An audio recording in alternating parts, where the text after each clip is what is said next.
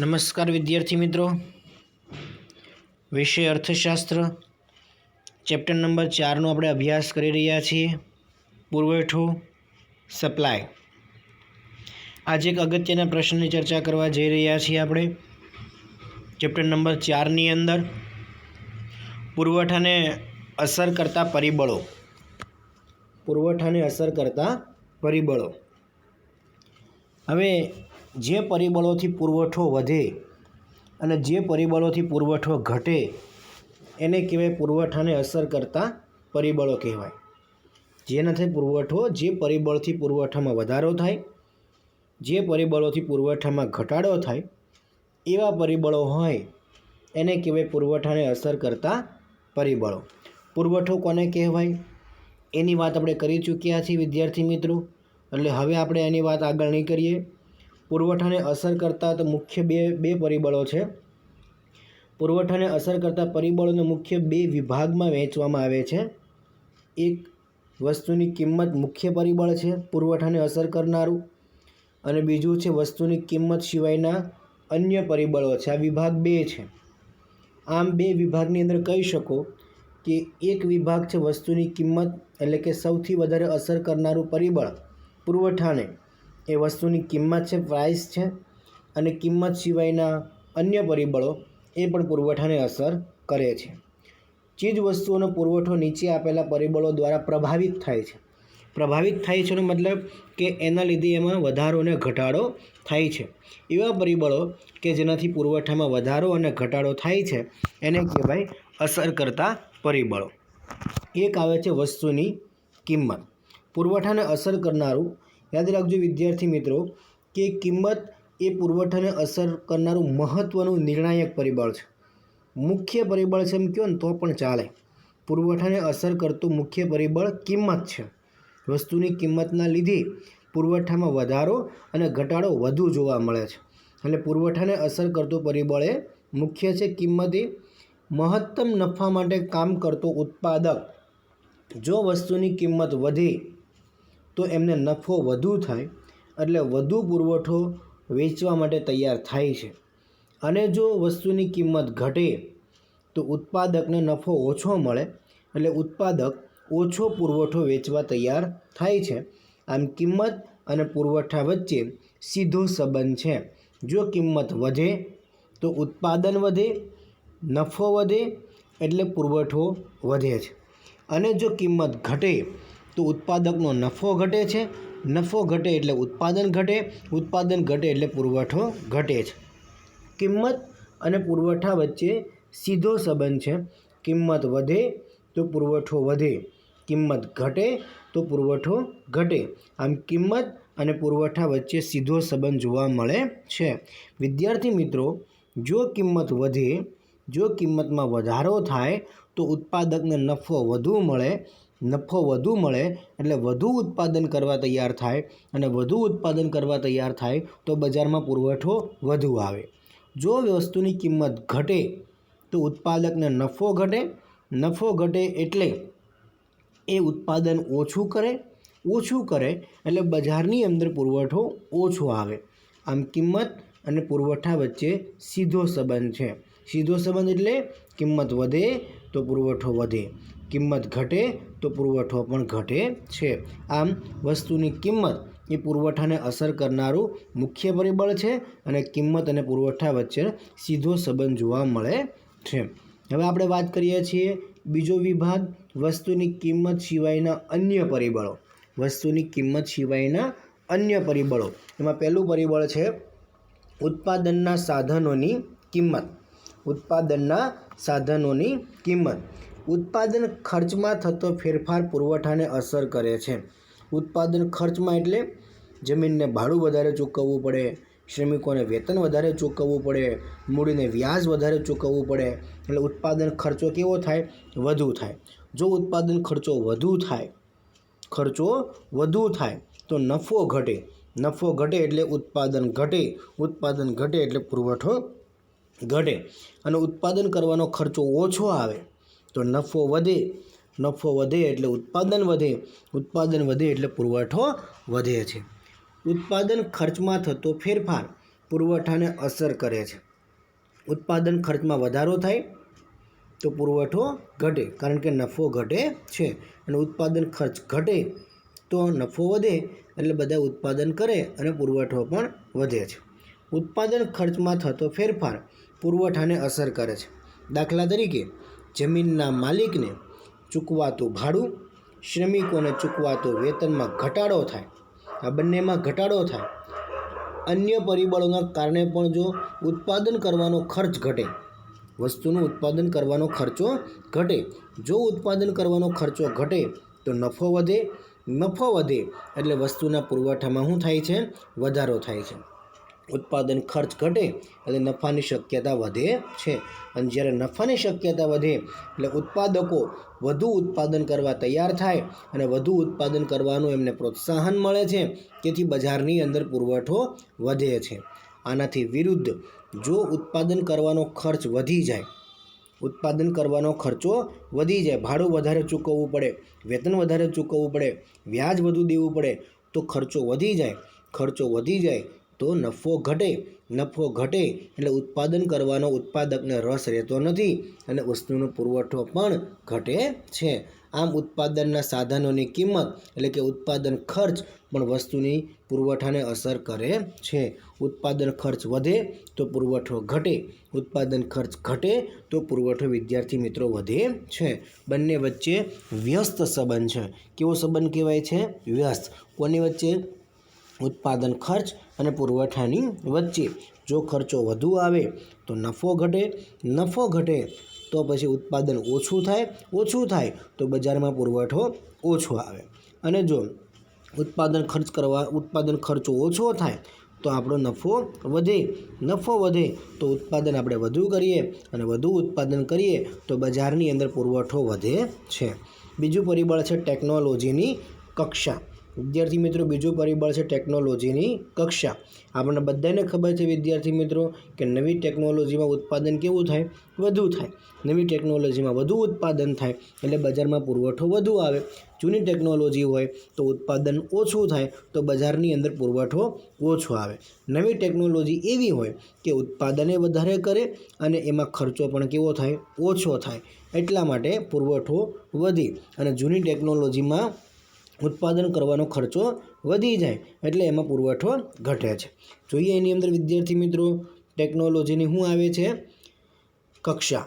ટેકનોલોજીના વિકાસના કારણે અત્યારે નવી ટેકનોલોજી આવી ગઈ છે. સમય અને શક્તિની શું થાય છે? એનાથી બચત થાય છે. ઓછા સમયમાં ઘણી બધી વસ્તુઓનું આપણે ઉત્પાદન કરી શકીએ છીએ. ટેકનોલોજીના વિકાસના કારણે સમય અને શક્તિની બચત થાય છે. મતલબ કે ઓછા સમયમાં ઘણું બધું ઉત્પાદન આપણે કરી શકીએ છીએ. વળી પાછું ગુણવત્તાયુક્ત ચીજવસ્તુનું ઓછા ખર્ચે ઉત્પાદન શક્ય બને છે. નવી ટેકનોલોજીમાં ઉત્પાદન ઓછા ખર્ચે થાય અને પાછું કેવું થાય? ગુણવત્તાવાળું થાય. એટલે ઉત્પાદન ખર્ચ ઓછો આવે નવી ટેકનોલોજીમાં તો ઉત્પાદકને નફો કેવો મળે? વધુ મળે. વધુ નફો મળે તો વધુ ઉત્પાદન કરવા તૈયાર થાય તો બજારમાં પુરવઠો પણ કેવો આવશે? વધુ આવશે. આમ ટેકનોલોજી પણ પુરવઠાને અસર કરે છે. નવી ટેકનોલોજી હોય તો બજારમાં પુરવઠો વધે છે અને જૂની ટેકનોલોજી હોય તો બજારમાં પુરવઠો ઘટે છે. નવી ટેકનોલોજીના કારણે સમય અને શક્તિની બચત થાય છે. નવી ટેકનોલોજીના કારણે ગુણવત્તાયુક્ત વસ્તુઓનું ઓછા ખર્ચે વધુ ઉત્પાદન થાય છે. ઉત્પાદન કરવાનો ખર્ચો ઓછો આવે છે એટલે નફાની શક્યતા વધે છે. એટલે ઉત્પાદક બજારમાં વધુ પુરવઠો વેચવા માટે તૈયાર થાય છે. આમ ટેકનોલોજી પણ પુરવઠાને અસર કરે છે. કોઈપણ દેશમાં આધુનિક ટેકનોલોજીનો ઉપયોગ થતો હોય તો ચીજવસ્તુનો પુરવઠો એમાં વધારે વિદ્યાર્થી મિત્રો જોવા મળે છે. ટેકનોલોજી નવી તો ઉત્પાદન પણ વધુ અને પુરવઠો પણ વધુ જોવા મળે છે. અને ટેકનોલોજી જે દેશમાં જૂની હોય ત્યાં ઉત્પાદન ઓછું થાય અને પુરવઠો પણ બજારમાં ઓછો જોવા મળે છે. ત્રીજું પરિબળ છે પુરવઠાને અસર કરનારું ભવિષ્યના ભાવોની શું જોવા મળે છે? અટકળો. ભવિષ્યના ભાવોની અટકળો. વસ્તુની કિંમત અંગેની અટકળો વસ્તુના પુરવઠાને અસર કરે છે. આપણે કોઈ વસ્તુ વિદ્યાર્થી મિત્રો બનાવીએ છીએ આપણે કોઈ પણ વસ્તુ શું કરીએ છીએ? બનાવીએ છીએ.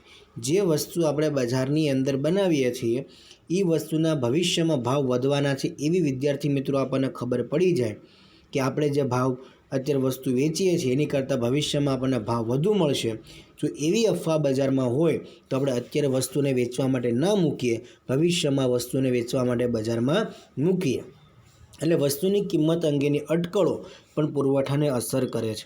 આપણને એવી ખબર પડે કે આપણે જે વસ્તુ બજારમાં વેચીએ છીએ એના ભાવ ઘટવાના છે, તો આપણે શું કરીએ અત્યારે? તો કે અત્યારે પુરવઠો બજારમાં વધારે મૂકી દઈએ. આપણું ગોડાઉનને આપણે ખાલી કરીને બજારમાં વેચવા માટે મૂકી દઈએ, કારણ કે ભવિષ્યમાં શું થવાનું છે? ભાવ ઘટવાના છે. નુકસાની સહન ન કરવી પડે એટલે આપણે શું કરીએ? અત્યારથી જ બજારમાં વસ્તુને વેચવા માટે મૂકી દઈએ. એટલે કે ભવિષ્યના ભાવોની આવી અટકળો હોય એના લીધે પણ બજારમાં પુરવઠો વધે છે કે એના લીધે પણ બજારમાં પુરવઠો ઘટે છે. જો વિદ્યાર્થી મિત્રો એવી અફવા હોય કે ભવિષ્યમાં ભાવ વધવાના છે તો ઉત્પાદક હોય એ વર્તમાનમાં પુરવઠો ઓછો લાવશે, ઓછો થશે.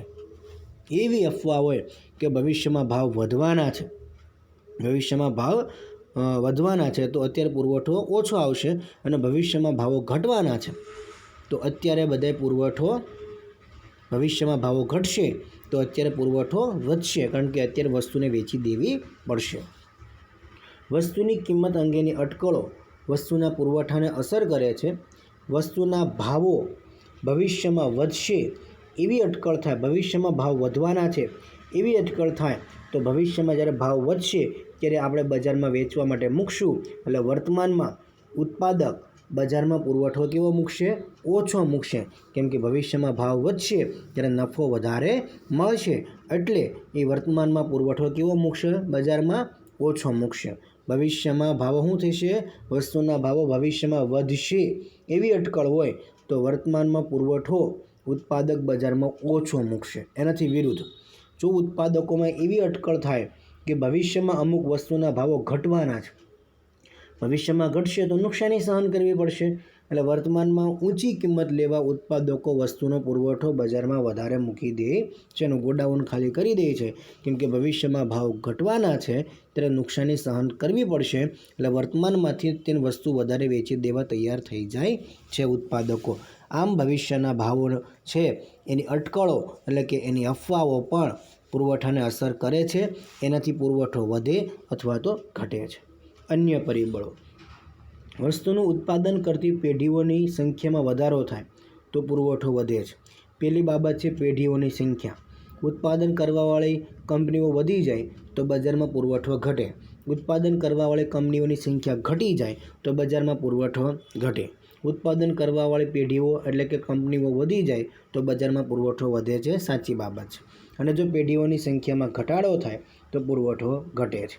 આમ પેઢીઓની સંખ્યામાં વધારો થાય તો પુરવઠો વધે અને પેઢીઓની સંખ્યામાં ઘટાડો થાય તો પુરવઠો ઘટે છે.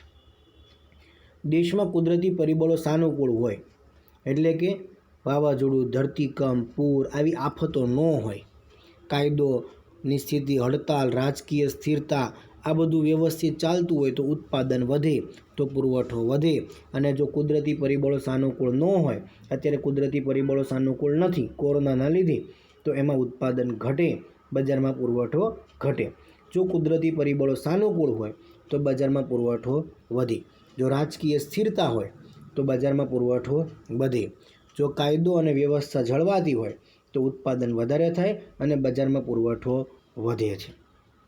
રાજકીય સ્થિરતા જોખમાય એટલે કે ઘણી વખત એક સરકાર જાય અને બીજી સરકાર આવે ત્યારે એની સ્થિરતા જોખમાય એટલે વસ્તુનો પુરવઠો ઘટે છે. દેશમાં ઔદ્યોગિક શાંતિ પ્રવર્તતી હોય, મતલબ કે માલિકો અને કામદારો વચ્ચેના સંબંધો સારા હોય, હડતાળો ન પડતી હોય તો પુરવઠો વધે છે. જો બંને વચ્ચે ઝઘડા થાય એને કહેવાય ઔદ્યોગિક ઝઘડા. કોની બે વચ્ચેના ઝઘડા? માલિક અને મજૂર, આ બે વચ્ચેના ઝઘડા એને કહેવાય ઔદ્યોગિક ઝઘડા. આ બંને વચ્ચેના ઝઘડા વધુ હોય તો પુરવઠો ઘટે, અને જો બંને વચ્ચેના ઝઘડા ન હોય, સંબંધો સુમેળભર્યા હોય તો પુરવઠો વધે. આનાથી વિરુદ્ધ ઘટે છે. ઘટે એટલે સંબંધો સારા ન હોય બંને વચ્ચેના તો પુરવઠો ઘટે છે. વાહન વ્યવહારનો વિકાસ થતાં પુરવઠો વધે છે. રોડ રસ્તાઓનો વિકાસ થાય, વાહનોની સંખ્યામાં વધારો થાય એટલે બજારમાં પુરવઠો વધારે આવે છે. રોડ રસ્તાનું પ્રમાણ સારું ન હોય તો બજારમાં પુરવઠો ત્યાં ઓછો આવે છે. કયા કયા અન્ય પરિબળો થઈ? એકથી પેઢીઓની સંખ્યામાં વધારો થાય તો પુરવઠો વધે, પેઢીઓની સંખ્યામાં ઘટાડો થાય તો પુરવઠો ઘટે. કુદરતી પરિબળો સાનુકૂળ હોય તો પુરવઠો વધે, કુદરતી પરિબળો સાનુકૂળ ન હોય, પ્રતિકૂળ હોય તો પુરવઠો ઘટે. રાજકીય સ્થિરતા જોખમાય તો પુરવઠો ઘટે, રાજકીય સ્થિરતા હોય તો પુરવઠો વધે. ઔદ્યોગિક શાંતિ હોય તો પુરવઠો વધે અને ઔદ્યોગિક ઝઘડા હોય તો પુરવઠો ઘટે છે. વાહન વ્યવહારનો વિકાસ થાય તો પુરવઠો વધે, વાહન વ્યવહારનો વિકાસ ન થાય તો બજારમાં વિદ્યાર્થી મિત્રો પુરવઠો ઘટે છે. આમ પુરવઠાને અસર કરતા અન્ય પરિબળો કેટલા થયા? ટોટલ 4 થયા.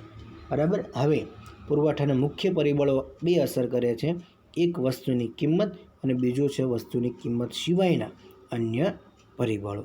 અગત્યનો સવાલ છે વિદ્યાર્થી મિત્રો, પુરવઠાને અસર કરતા પરિબળો. જે પરિબળોથી પુરવઠો વધે કે જે પરિબળોથી પુરવઠો ઘટે એવા પરિબળોને કહેશું પુરવઠાને અસર કરતા પરિબળો.